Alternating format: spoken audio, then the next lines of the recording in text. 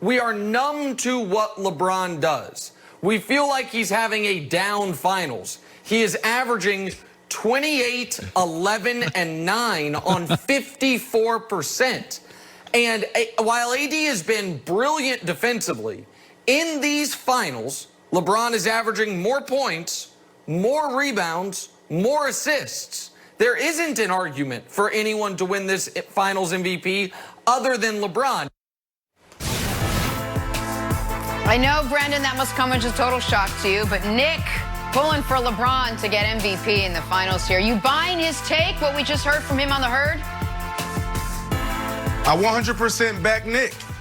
You can't have a Game 3 outing like that, 15 points, 5 rebounds, and think you're the MVP. You can't have a pedestrian Game 4 where you go for 22 points, but really it's just 22. And then at the defining moments in the game, you hit one big shot, then you start pounding your chest and say, I'm the man, we won it because of me. No, you can't do that and say you're the MVP. He had it coming in. Game 1, Game 2, he had it and he blew it.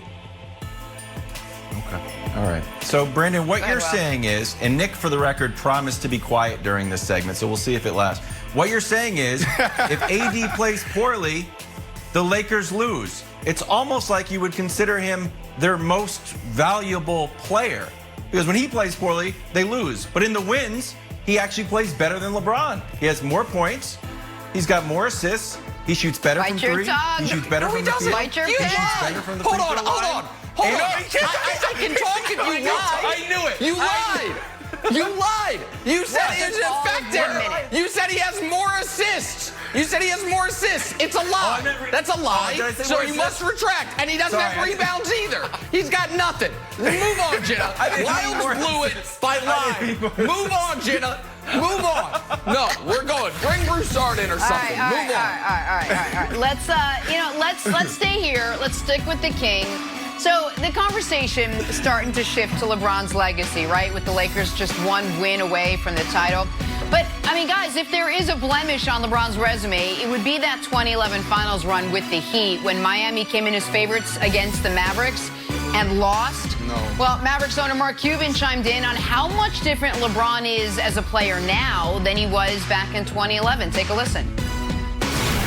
LeBron James gets a lot of criticism for that series in particular.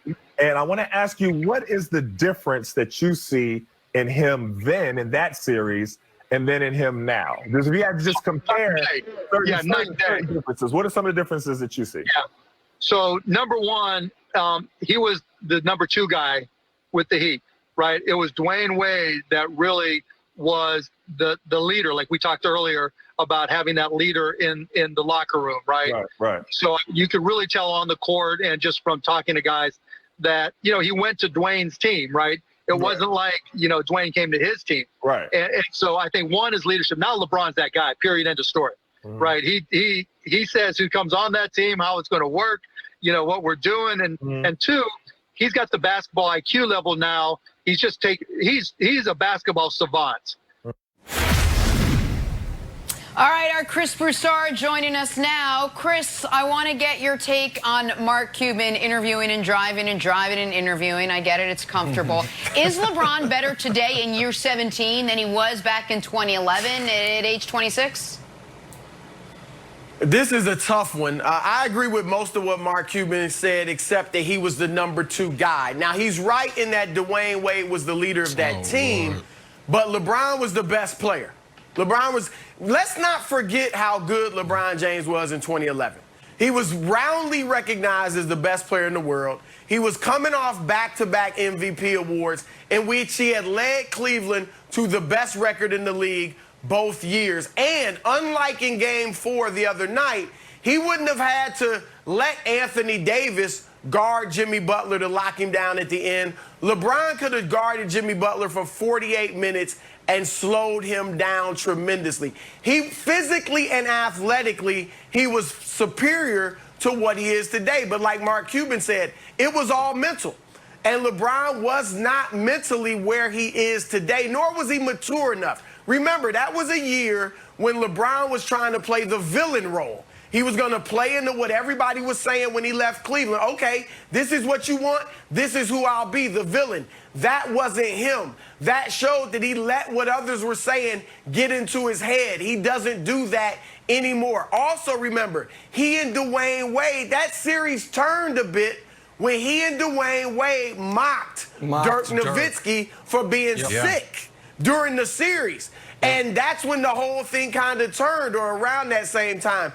And so that shows the lack of maturity. LeBron and those around him will tell you that series, as bad as it was, he did some soul searching after that, became not only a better player and leader, but a better man, a better father, a better partner to his now wife, Savannah. Like, that was necessary, as bad as it was, for LeBron to become what he is today. Now, what he has now is 80% to 85% of his old athleticism, but he's far smarter and more experienced than he used to be. So that can still make him the best player in the world. Better, I was thinking about this. I said, I don't know if I can say he's better, but it boils down to this. In 2011, he was not ready to lead a team to a championship.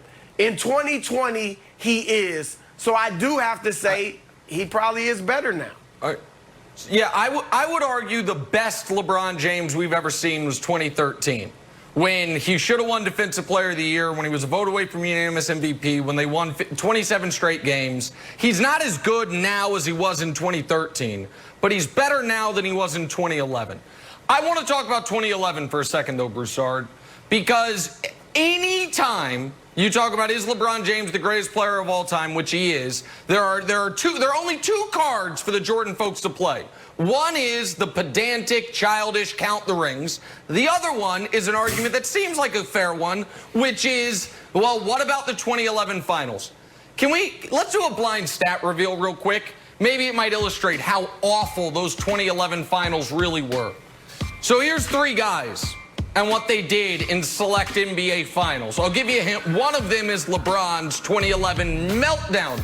The worst moment of his career. The worst moment of any superstar's career. Let's show who those other two guys are, if we could. Those are the years Kawhi and Iggy won Finals MVP.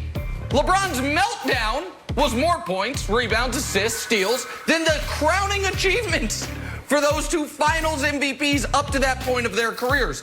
So I do think the 2011 meltdown has maybe been overstated a bit.